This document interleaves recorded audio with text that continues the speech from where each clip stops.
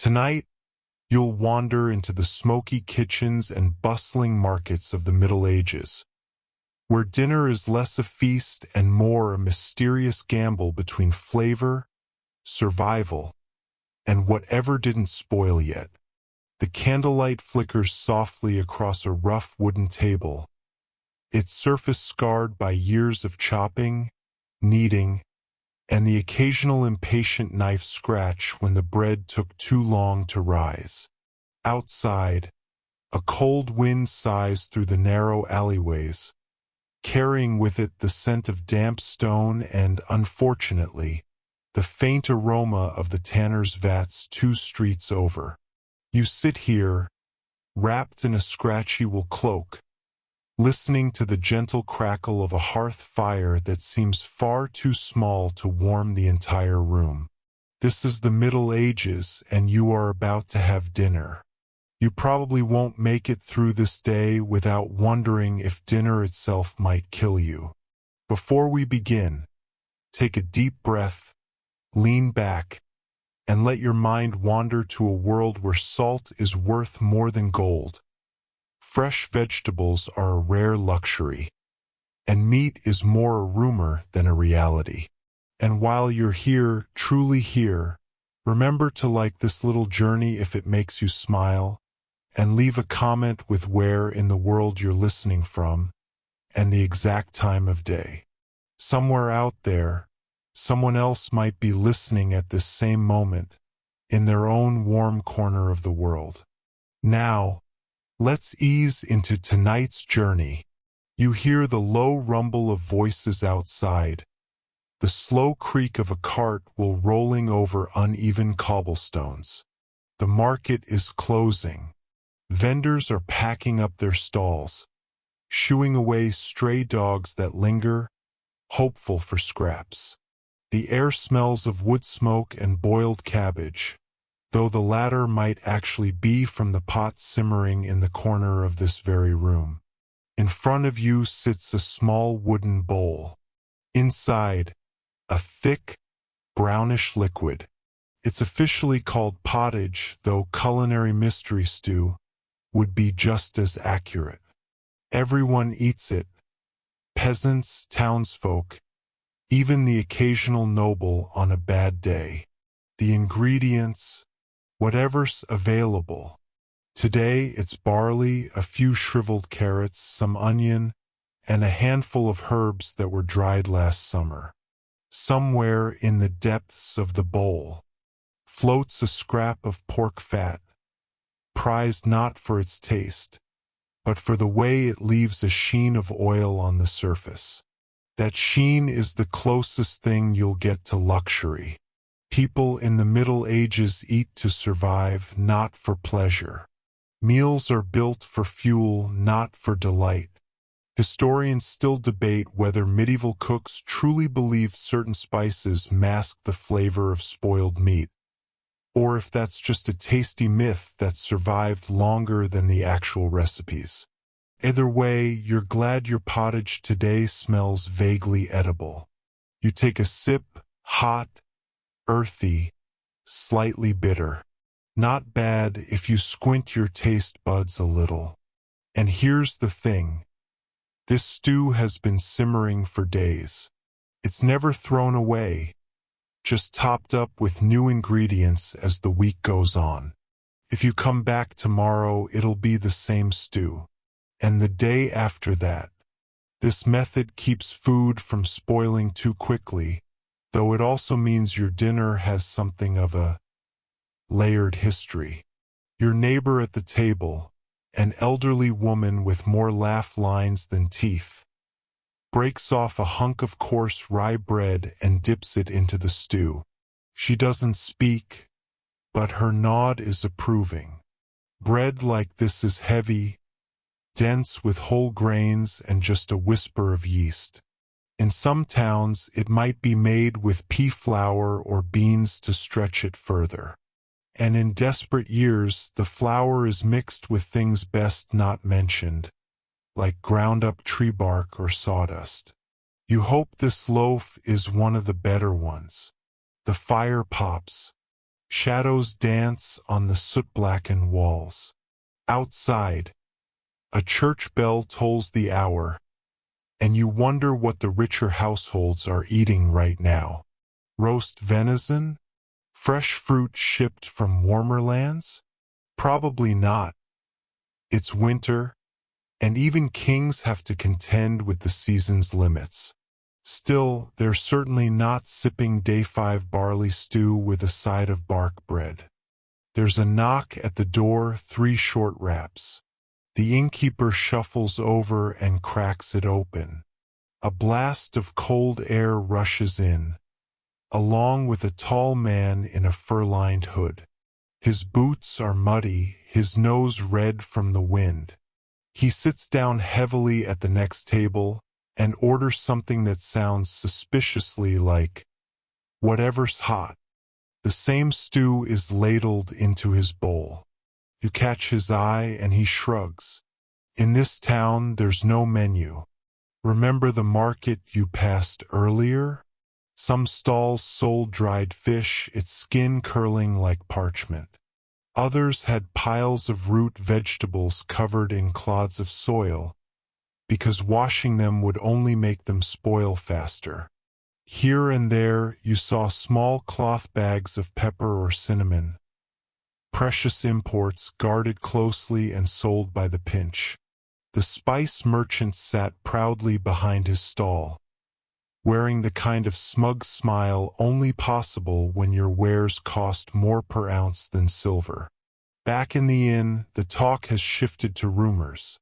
There's a ship in the harbor, fresh from the south, carrying sacks of dates and almonds. No one here will ever taste them, of course, but it's nice to imagine. You close your eyes for a moment and picture them.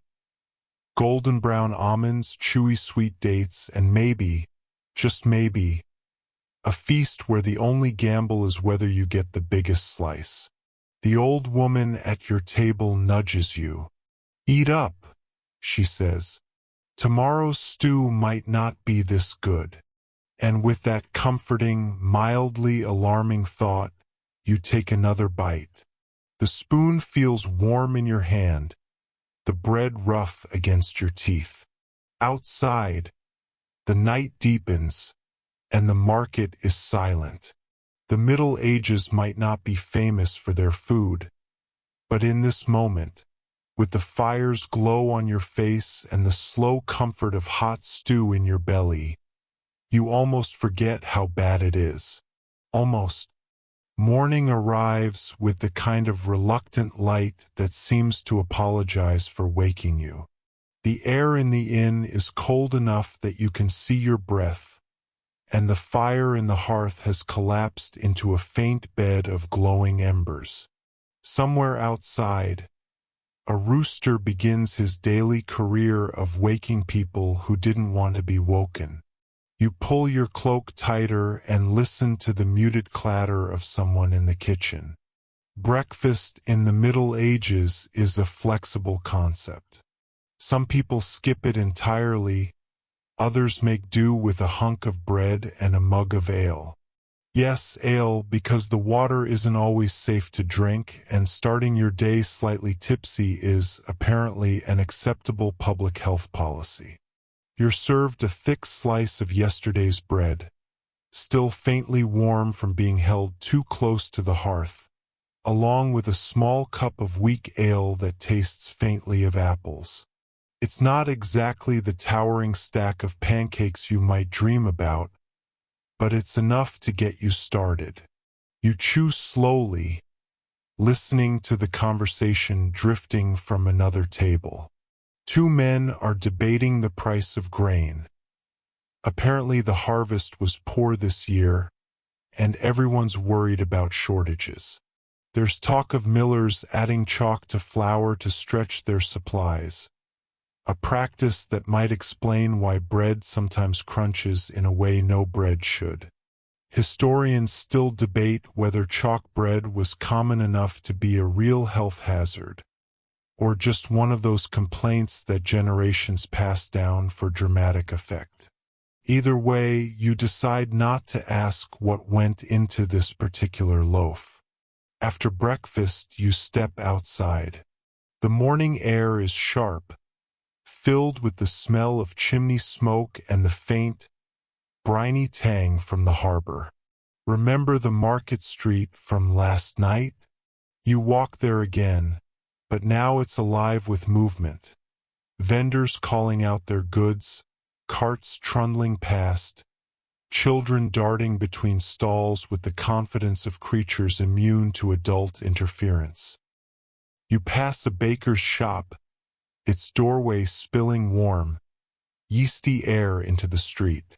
Inside, the shelves are lined with loaves in varying shades of brown. The darker ones are for the poorer customers, made with rye or barley, while the lighter, softer wheat bread is priced for those with deeper purses. It's one of the small ways food acts as a visible class divider here. Next door is a butcher's stall. Cuts of meat hang from hooks, their surfaces darkened by the cold. A small crowd has gathered, eyeing the choicest pieces. The butcher's apprentice sharpens a cleaver with slow, deliberate strokes, while a plucked chicken sits on the table, looking faintly offended by its circumstances. You overhear someone asking for offal, liver, kidneys, even brains, because nothing is wasted. In fact, in poorer households, these are considered a treat. You wander past a fishmonger, whose table is covered in fresh catch from the river. There's pike, eel, and something that looks like it might have had teeth in a previous life. The air here is thick with the scent of salt and scales. A woman is bargaining hard for a salted herring, the kind that could survive a year in storage and still be vaguely edible. Salted fish is a staple for many. It keeps for months and can be shipped long distances. The price is high because salt itself is expensive. An old man with a woven basket stops you to offer a small round cheese. It's pale, crumbly, and smells faintly of the goat it came from. Cheese here isn't aged for long. It's meant to be eaten before it spoils. In summer, it's softer, almost spreadable. In winter, it's firmer, but also drier. You take a bite, and it's tangy with a little squeak between your teeth. Around the corner, you find a stall selling spices. The merchant is wrapped in fine wool, his hands clasped behind his back as if guarding invisible treasure. On the table are tiny piles of saffron, pepper, and cloves, each no bigger than a child's fist. Their colors are vivid, their scents intoxicating. These spices come from far away, India, the Levant, North Africa, and they cost more than you'd care to think about. A single pinch of saffron might equal a week's wages for a laborer. And then there's the brewer's shop. The door stands open, and inside you see barrels stacked against the walls. Beer here is different from the crisp lagers of the modern world. It's cloudy, malty, and often flavored with herbs like bog myrtle or yarrow. Some of it is strong enough to make you forget the taste of the stew you had last night. Some of it is weak enough to give to children. It's not just a drink. It's a part of daily survival. As you make your way back toward the inn, a cart passes, piled high with cabbages. The driver calls out that they are fresh from the fields, though fresh here means they were harvested sometime in the last month and stored in a root cellar. The smell is strong enough to suggest they're approaching their dramatic final act. By midday, you're ready for another meal, which, surprise, is more pottage. This time, it's got a handful of leeks and a sprinkling of parsley. Someone's added a pinch of pepper, which makes it feel almost luxurious. The bread is the same, the ale is the same, and the conversation is the same. But you find a certain comfort in the repetition. In a world where survival is uncertain, the familiar becomes its own kind of feast. As you eat, a traveling merchant takes the seat beside you. He speaks of faraway cities where figs grow on trees and fresh fish is eaten the same day it's caught. He talks about oranges bright, sweet, and dripping with juice. You've never seen one, but the thought is enough to make you pause mid-bite. The merchant leaves, and the inn quiets. You finish your stew, tear the last piece of bread, and let your gaze drift to the window. Outside, the market is still buzzing, but the light is shifting. Afternoon will soon give way to evening, and you wonder what tomorrow's meals will bring. Likely the same, but maybe, just maybe, something unexpected will find its way into the pot. The afternoon air feels heavier now, not with heat. This is, after all, a medieval afternoon, and the sun isn't exactly competing with the tropics, but with a sense of slow unraveling. The bustle of the market thins as people retreat to workshops, kitchens, and hearths. You wander toward the town's edge, where houses are smaller, roofs more crooked, and gardens sprawl in a stubborn attempt to coax food from the soil. A woman bends over a narrow strip of earth, pulling up winter leeks with practiced hands. She nods when you pass, not stopping her work. In the corner of the plot, you see something that looks vaguely like kale, though here it's called colewort. It's a tough, leafy green that can withstand frost, boredom, and long simmering in pottage without losing its identity. The leaves are faded and sturdy. This is food for survival, not for show. Further along, you find a small flock of chickens scratching at the frozen ground, their beaks darting down like tiny hammers. Their owner scatters kitchen scraps, potato peels if you're lucky, but more often bits of stale bread or weeds pulled from the garden. Meat, when it comes, is usually from these birds, not because they're plump and generous, but because they're willing to turn waste into eggs and eventually themselves. One cottage door is open, and the smell that drifts out is unexpected. Sweet, spiced, almost festive. Inside, a woman is leaning over a pot, stirring something dark and thick. She tells you it's a kind of pudding made from breadcrumbs, honey, and a pinch of cinnamon, an extravagance for a special feast day. You glance at the spice tin on her shelf and note that it's nearly empty. Cinnamon, after all, travels from thousands of miles away, carried by caravans and ships, priced like precious metal. She stirs slowly, as though stretching the flavor through time. You move on, crossing a small bridge where the river runs sluggish under a crust of ice. The water looks clean enough from here, but you know better. Most waste from the town finds its way into the river. Chamber pots, scraps, even animal remains. It's why ale is so popular. Boiled and brewing, safer to drink, and, incidentally, a bit more cheerful than water. On the far side of the river, you see the abbey. It stands quiet and solid, its gardens neatly walled in. Monastic gardens are a curious blend of utility and reverence.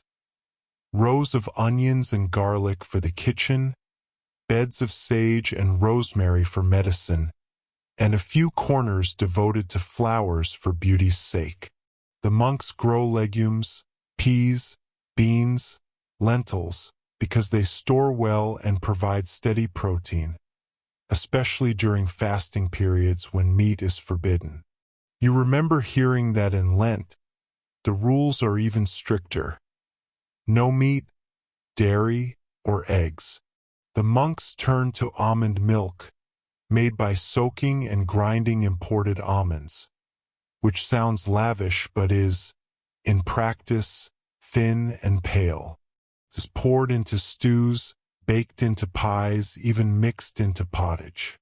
Almonds are costly, but for a community that controls trade routes and tithes, it's possible to keep them in store. Historians still debate whether ordinary townsfolk ever made almond milk at home, or whether it was purely the fare of monasteries and wealthy kitchens.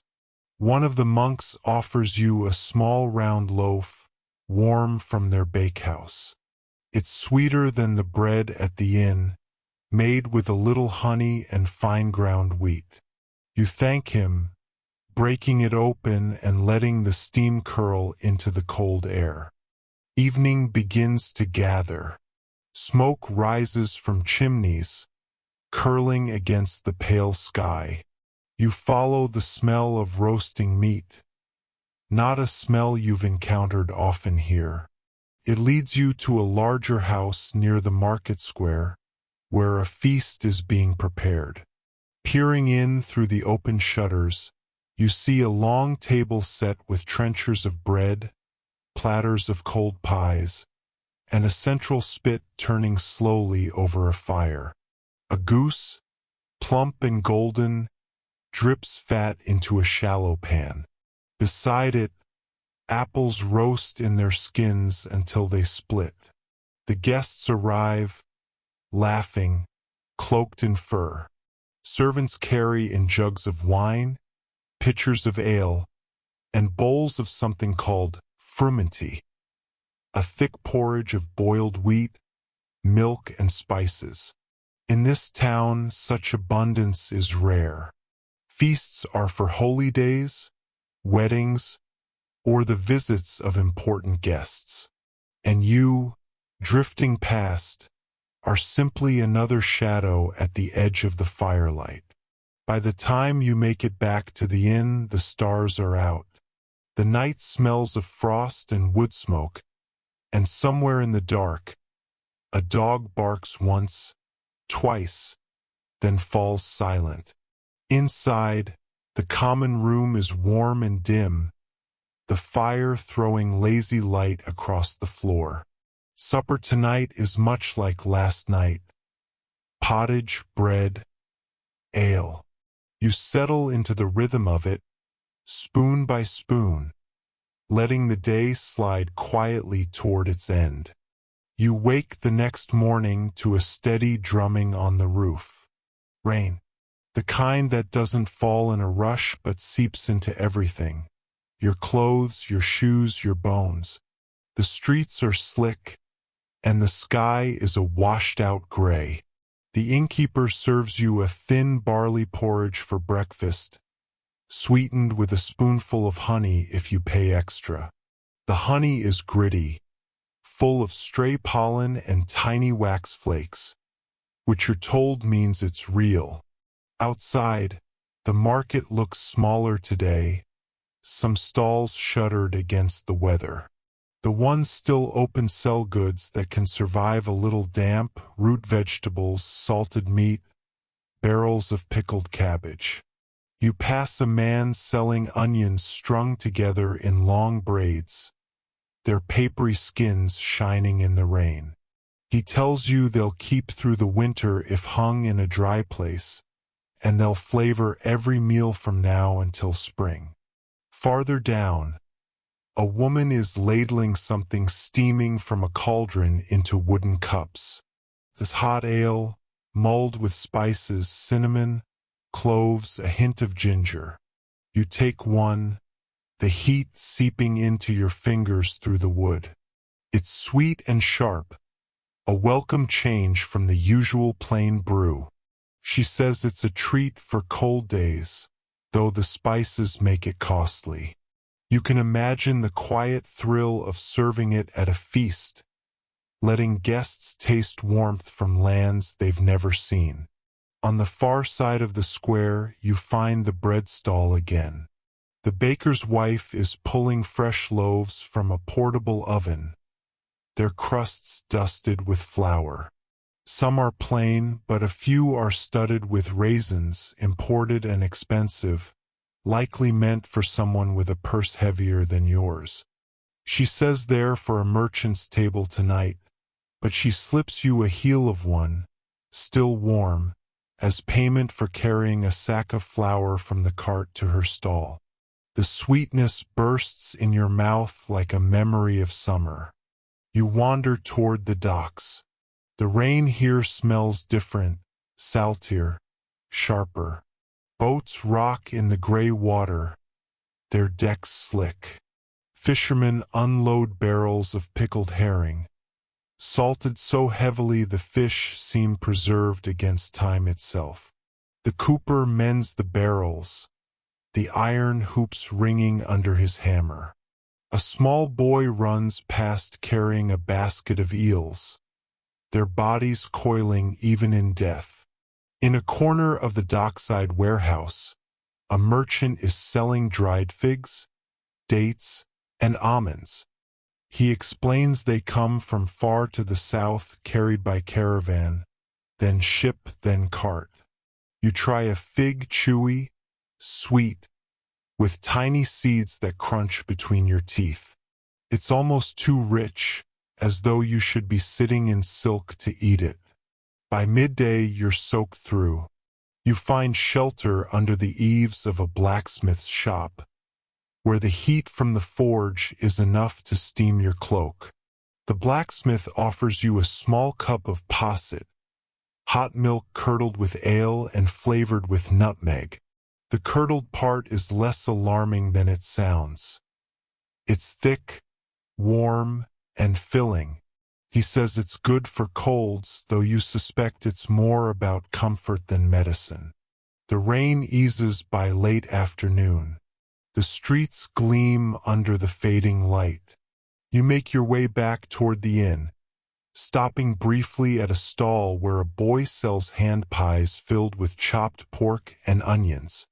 The crust is tough, the filling peppery, and you can eat it while walking. A rare convenience in a world where most food demands a table and a bowl. Back in the common room, the fire is high. Supper tonight is another pottage, this time with peas and a scattering of barley. Someone has dropped in a smoked hambone for flavor, and the result is so savory it almost makes you forget the rain. You sip ale slowly, listening to the room's low hum, and think about how food here is less about indulgence than endurance. Every meal is a reminder that survival is a kind of quiet victory. Morning comes in pale and thin, like a candle guttering in a draught. The inn's shutters are still closed, letting in only the faintest line of light. You eat in near silence, a crust of bread, a wedge of cheese that crumbles under the knife, and a cup of small beer, barely stronger than water. It's breakfast, but it's also just another repetition in the long litany of keeping going. Today you follow the road that winds toward the manor. It's not far from the town, just beyond the hedged fields. The path takes you past strips of farmland, each carefully measured, parceled out to tenants under the watchful eyes of the reeve. A few villagers are already in the fields, their backs bent against the low winter sky, pulling weeds from the winter wheat. Even in cold months, the land demands constant hands. Near the manor gate, you're met with the sound of clucking. The lord's poultry yard is larger than any you've seen in town. Geese, ducks, hens, all busy with the serious work of scratching, preening, and occasionally squabbling. Their eggs feed the manor, and their meat, when it comes to slaughter, graces tables in ways most commoners would only imagine. Inside the manor kitchens, the heat is overwhelming. Fires roar in multiple hearths, each assigned to a different task. Roasting, boiling, baking. The air smells of roasting meat and baking bread, but also of onions and leeks frying in butter. A luxury in itself, since butter here is saved for the wealthy. A boy turns a spit on which a hare is slowly crisping. Another stirs a cauldron of pottage thick with carrots, parsnips, and bits of mutton. A cook offers you a taste of something she calls blancmange, though it's not the dessert you might expect. Here, it's a pale dish of shredded chicken, rice, and almond milk, sweetened slightly and dusted with sugar. Rice is an import, expensive, and used sparingly. Almond milk, too, is not something that appears on most tables outside the manor walls. The dish is soft, mild, and oddly comforting, almost like it was designed for the sick or the very privileged. In a corner, another servant kneads dough for marchpane.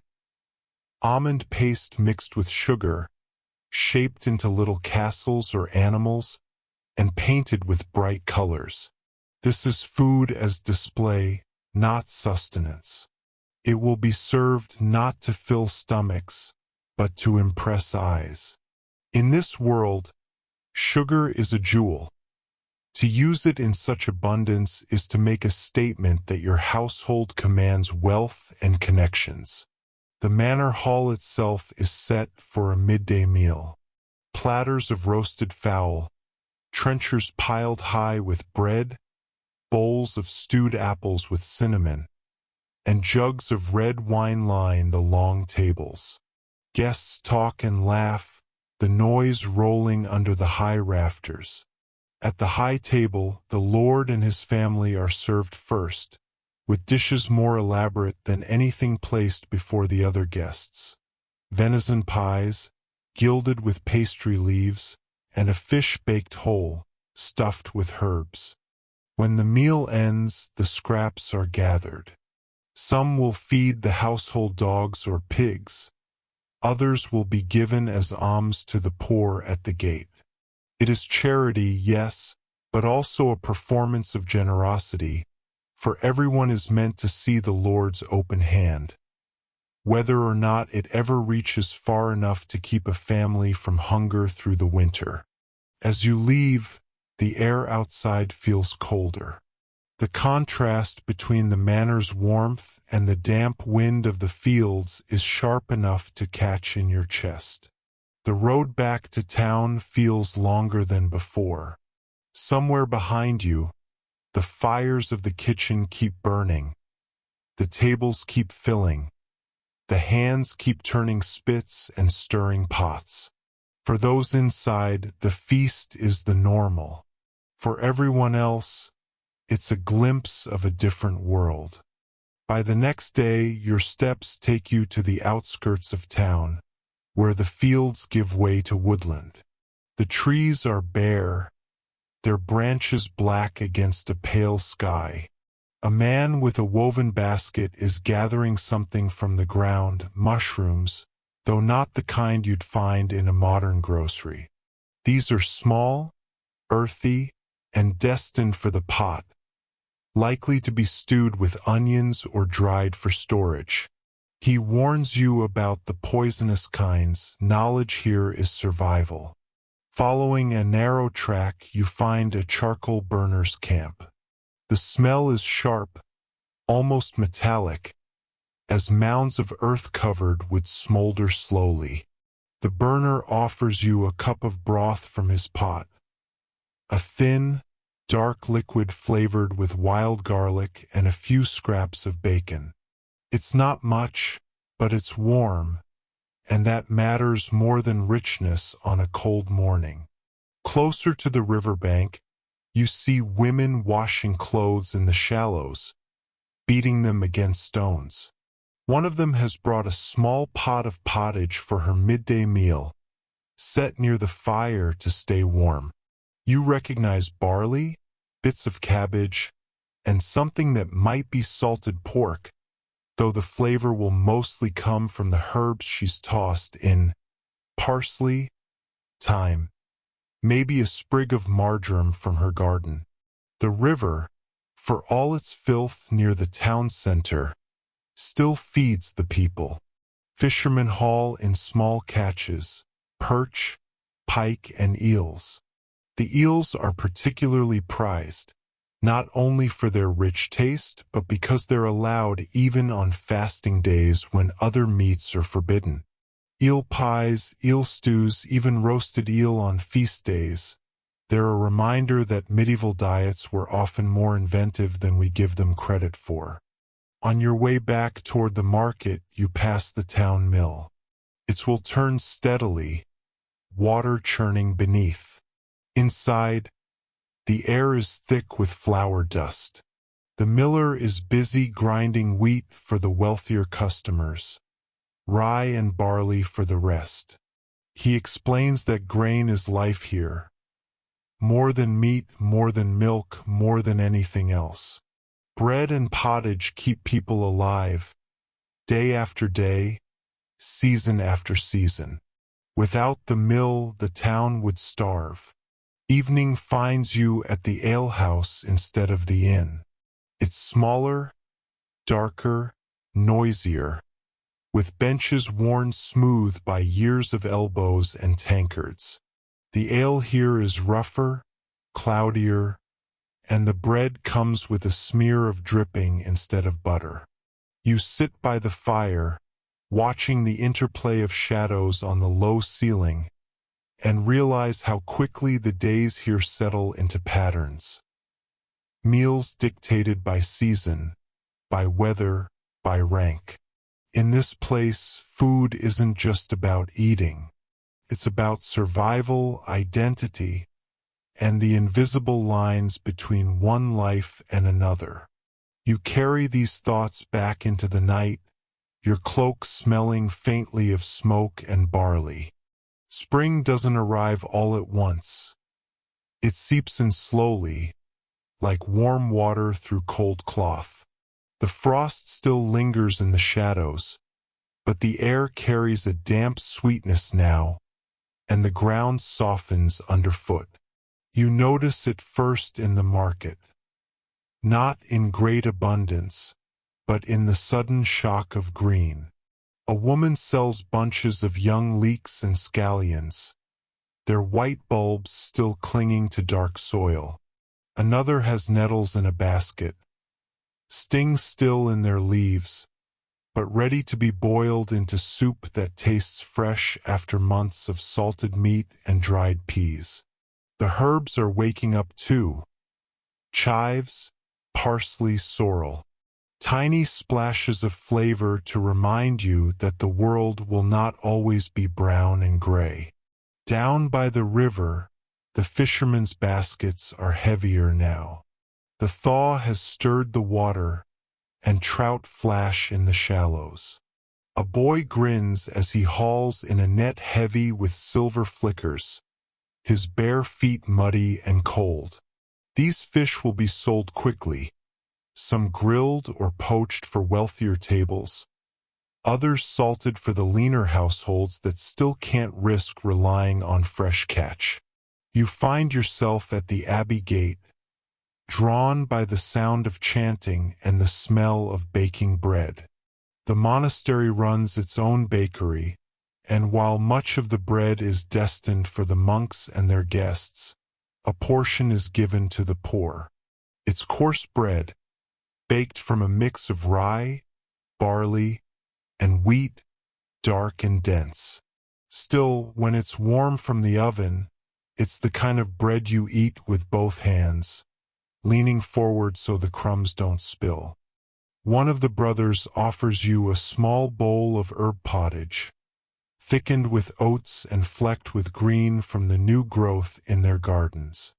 It's humble, but nourishing, and you realize that for many here, the first greens of spring are as welcome as gold. Back in town, The alehouse is livelier than you've seen it in months.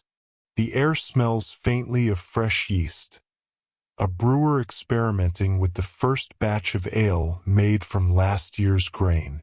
It's cloudier than winter's ale, but it has a sharper, almost grassy taste. People sip it slowly, as if they can taste the season itself in the mug.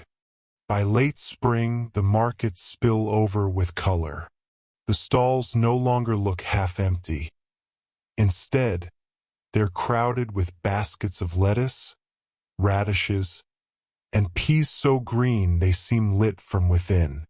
It's the season when the cooks in every household, from manor to cottage, begin planning feasts, not because they can, but because the earth insists on generosity. You're invited to a small wedding feast in a village not far from the town. The bride wears a crown of hawthorn blossoms, and the tables, really just planks set on trestles, are lined with dishes both humble and celebratory. There's roast chicken, browned and fragrant with sage, platters of cheese from the local dairy, each wedge wrapped in leaves, trenchers of bread piled high with fresh butter, yellow and soft from the first churnings of spring. Someone brings out a pie filled with minced lamb, seasoned with mint and pepper. Meat pies are a kind of magic here. Meat is precious, but when it's wrapped in pastry, it stretches further, feeds more mouths. Beside it sits a bowl of custard, sweetened with honey and flecked with nutmeg. The spices alone make it special. They had to travel oceans to get here. In the evening, after the formal meal ends, smaller plates appear. Bowls of strawberries and cream for those lucky enough to get them, and pitchers of mead that smell faintly of flowers. Laughter rises, the kind that comes from full bellies and warm air. As the sun sets, you walk back toward the town with the sound of a fiddle following you down the road. The smell of wood smoke mixes with the sweet, grassy scent of new hay. You think about how the hunger of winter already feels like a story from another life. But here, in this world, you know it will return. Seasons aren't just changes in weather, they're cycles of want and abundance, of holding on and letting go. Summer doesn't creep in. It arrives like someone flinging open a door you didn't realize was locked. The air turns heavy with the smell of warm earth, hay drying in the fields, and ripe fruit bruising under its own sweetness. Flies hum lazily in the corners of market stalls, and even the stone walls of the houses seem to hold the day's heat long into the night. The market is almost unrecognizable from the lean days of winter. Tables sag under cherries, currants, gooseberries. Peas, beans, and cabbages spill from baskets. Bakers offer small tarts filled with jam so dark and glossy they look like drops of midnight. In the corner, a dairymaid sells bowls of fresh curds with a trickle of cream poured over the top. Gone within minutes. You notice people buying in quantities that seem excessive, arms loaded with more than they could possibly eat in a day or two.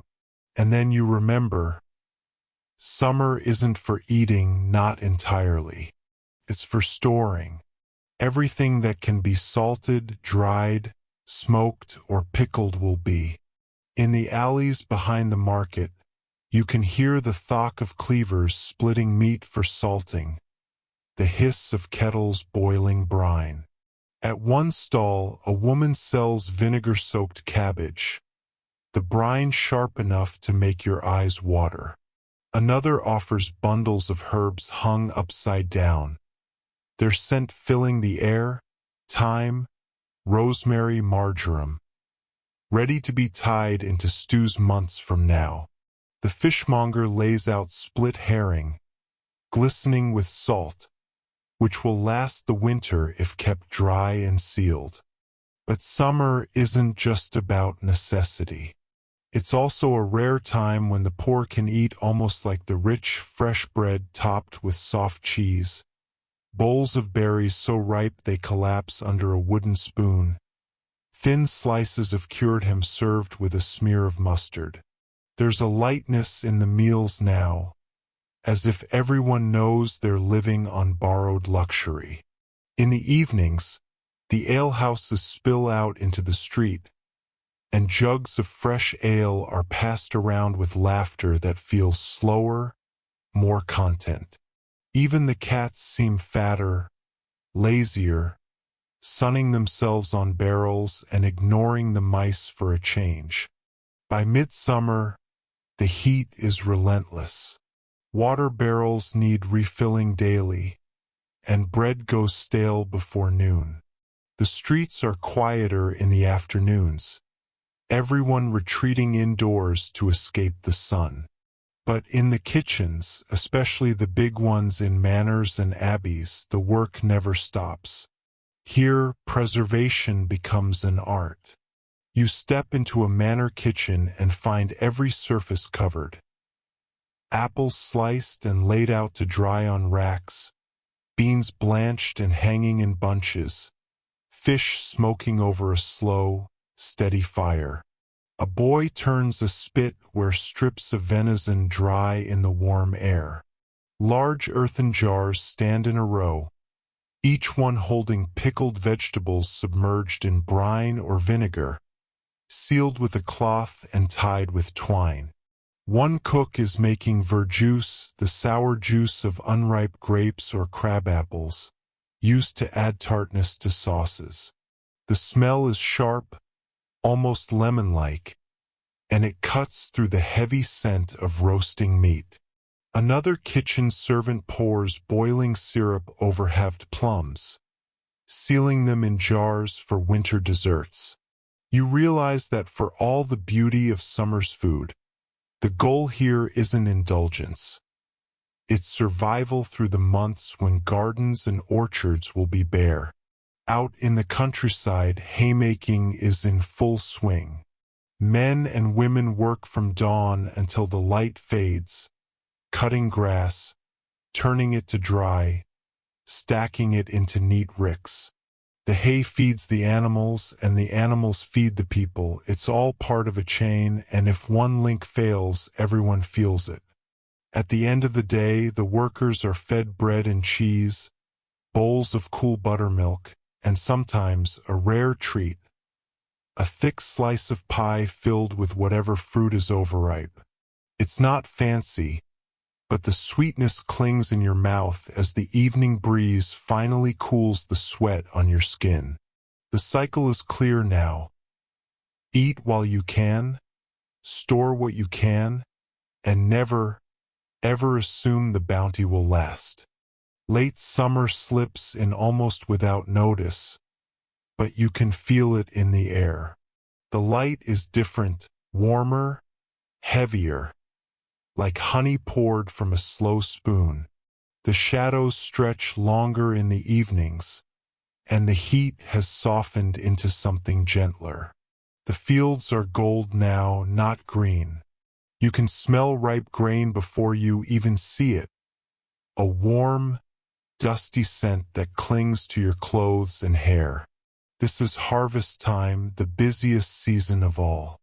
Entire villages work side by side, cutting wheat and barley with curved sickles, stacking sheaves in neat golden pyramids. Children run between the rows, gathering stray stalks. Even the parish priest is out here, his robes tucked up, sleeves rolled back, muttering something about humility and blisters. The grain isn't eaten yet. It has to be threshed, winnowed, ground. But you know that when it is, the bread will be at its best.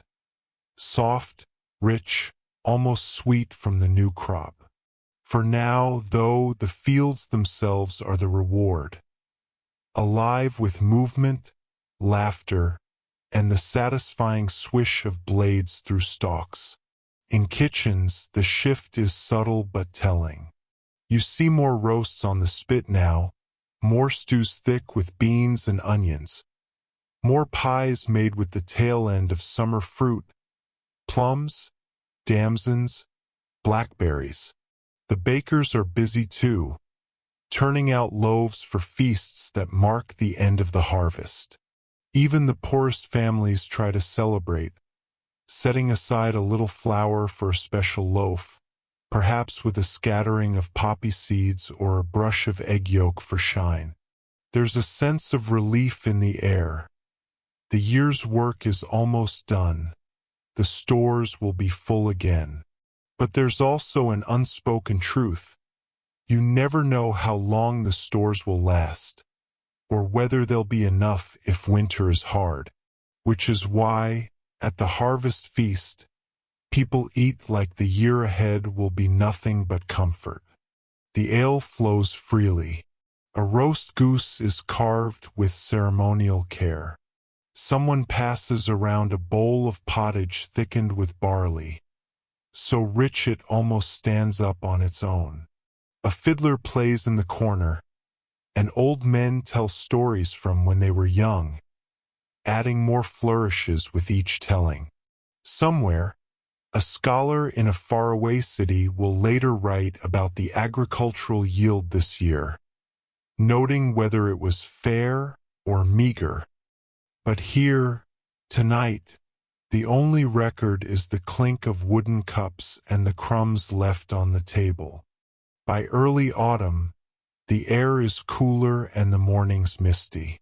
The hedgerows are heavy with hips and haws, the last offerings before the frost. Apples are being picked now, some eaten fresh, others pressed into cider, still others wrapped in straw and stored for the months to come. You follow a group of women into an orchard, where they're gathering the windfalls first. These bruised apples won't keep, so they're destined for pies, fritters, or cider presses. The air smells of sweet rot and damp leaves, a scent that means both abundance and endings. In the village, cider making is a community affair. The press groans as the apples are crushed, juice flowing into barrels where it will slowly ferment. Children sneak sips, wrinkling their noses at the sharpness. The byproduct, pressed apple pulp, is fed to the pigs, who seem to take it as a personal gift. The kitchens have changed again. Summer's light, fresh meals are gone. In their place are heavier dishes, built to keep you warm. You see great iron pots simmering over the fire, full of stews dark with meat and root vegetables. On one table, a cook is making maslin bread, a mix of wheat and rye, denser and longer lasting than the pure wheat loaves of harvest feasts. On another, someone is stringing onions to hang from the beams, their papery skins rustling in the draft. Scholars still debate whether medieval cooks genuinely preferred the strong flavors of aged meat and fermented sauces, or whether they were simply making the best of necessity. Either way, you see evidence of both. A slab of pork salted weeks ago now soaking in water before roasting. A pot of camelline sauce, spiced and vinegared, ready to disguise any rough edges in taste. Evenings are quieter now. The work is slowing, but the days are shortening fast. You pass a cottage where a family eats their supper by the glow of the hearth, the smell of baked apples filling the room. There's comfort in it, but also a reminder. This is the season when you start counting what you have, because winter is already knocking on the door. The first real frost arrives one morning like an uninvited guest. You step outside, and the world feels smaller somehow, quiet, breath hanging in the air, the ground stiff underfoot. The garden is done now. Anything left in the soil will be pulled up today or lost to the freeze. Turnips, carrots, leeks, they all come in at once, washed in cold water that numbs your fingers. Inside, kitchens hum with preservation work. The last of the fresh herbs are tied and hung from the rafters. Root vegetables are buried in sand-filled bins to keep them cool and dry. Cabbages are packed in barrels for sauerkraut, the air thick with the tang of brine. Even the hearth's heat can't cut through that smell entirely, so it hangs in the cottage like a ghost of future meals. The bread has changed again, now it's thicker, darker, made with more rye than wheat. It lasts longer this way, though it's heavier in your stomach. Porridge is back in full force, too, sometimes with milk if the cow is still giving, more often just with water, and maybe a drizzle of honey if you're lucky. The taste? Let's call it comfortingly plain and move on. On some days, smoke drifts through the village from the fish-drying racks by the river. Salted herring and eels are laid out in long rows, the air sharp and briny. The smell follows you, clinging to your hair and clothes no matter where you walk. You get used to it eventually. There's a feast for All Saints' Day, but it's modest compared to harvest. Roast pork if you've been saving it, baked apples and honey cakes if not. This is less about indulgence and more about remembering that community is its own kind of sustenance. You can almost believe that warmth and companionship will be enough to get you through the coldest months. Almost. Still, the larder shelves are already lined with jars, crocks, and barrels. You can hear the quiet pride in people's voices when they talk about how much they've put by. It's not boasting, it's reassurance. The medieval version of showing off your well-charged phone battery before a storm. By December, the days are short enough that you feel like you're living in perpetual twilight. Meals become rituals not just for nourishment but for marking the hours.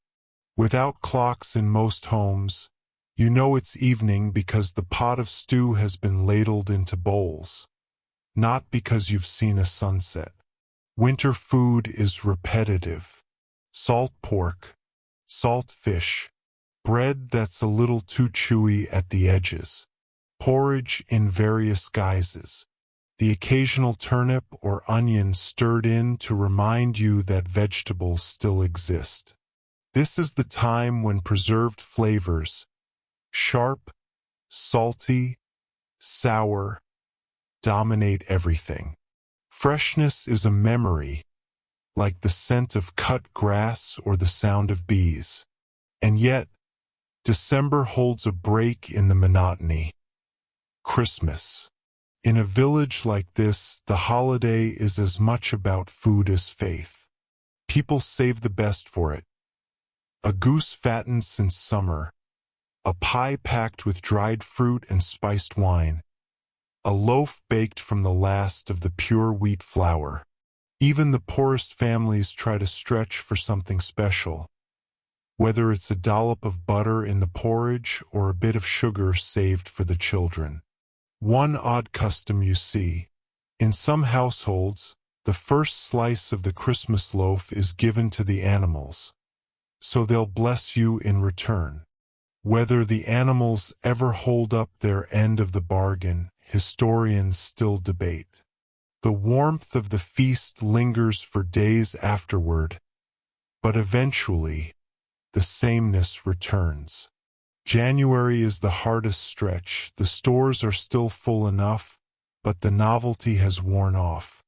The salted meat tastes saltier. The bread is denser. Even the ale feels flatter, though that might just be your mood. Still, there's comfort in routine. You know what you'll eat tomorrow and the day after that. You know it will keep you alive, even if it doesn't thrill your palate. In winter, that's not a small thing. By February, winter has settled into that heavy stage where it feels less like a season and more like a permanent state of being. The snow has lost its charm. It's no longer the fresh, sparkling blanket of December, but a patchy quilt of ice and soot. The paths between cottages are packed hard and slick, worn into grooves by countless footsteps. You walk carefully, partly to avoid slipping, partly because there's simply no rush anymore. Food now is pared down to its most practical form. The salted meats are dwindling, and you've already eaten through the easiest stores. You're left with the tougher cuts, the stronger brines, the vegetables that keep because they were never anyone's favorite in the first place. Turnips again, of course. Cabbage that's a little too sour but still edible. On especially lean days, it's broth so thin you can see the bottom of the bowl. And yet, there's a strange piece to it. No one expects variety now. Every household is in the same rhythm. Light the fire, stir the pot, eat, sleep, repeat. A pot of beans might sit simmering for days, topped up with water or whatever scraps you have, becoming less of a meal and more of an ongoing project. The flavor deepens over time, like a friendship forged through necessity rather than choice. Even the monotony has its small pleasures. A crust of bread warmed by the fire. The faint sweetness of dried apples rehydrated in the morning porridge. The way the ale still carries that malty scent when you lean over the cup, even if it's gone a bit flat. Some evenings you join neighbors for a shared meal. Not because anyone has more to offer, but because sharing the sameness makes it feel different somehow. The talk is quiet, the fire warm, the shadows long. Someone tells a story about a summer so hot the river dried up, and for a moment you almost feel heat in your bones. Outside, the wind moans against the door, but you're safe here. The larder still holds enough. The fire still burns. You've made it this far, and spring is not an impossible dream, even if it feels distant. The fire has burned low now, its glow just enough to paint the walls in soft amber. You sit back, letting the last sips of ale linger on your tongue, the warmth in your belly spreading slowly outward. The air smells faintly of wood smoke and the stew you ate hours ago. A scent that feels like home even if it's not your home. Outside, the night has taken full possession of the world. Snow drifts softly against the door, muffling everything beyond it. The wind is no longer sharp, but round and low, humming like a lullaby through the cracks in the shutters. You can almost believe it's singing just for you. Your hands rest on your knees, the heat from the fire reaching your skin in gentle waves. Somewhere in the rafters above, the dried herbs sway slightly, releasing a whisper of scent into the room. Lavender, maybe, or thyme. You're not sure and you don't need to be. There's no urgency here, no to-do list, no bells ringing to call you to work. Only the slow rise and fall of your breath, and the quiet knowledge that the world beyond this room can wait. The food may be plain, but it has done its job. The fire may be small, but it's enough. The cat in the corner shifts in its sleep, curling tighter into the straw. You follow its example without moving, letting your thoughts curl inward, letting your body soften into stillness. Somewhere far away, a dog barks once and then stops. The sound fades into the soft hiss of the fire, into the slow rhythm of the winter night, into the gentle nothing that waits at the edge of sleep. And there you stay,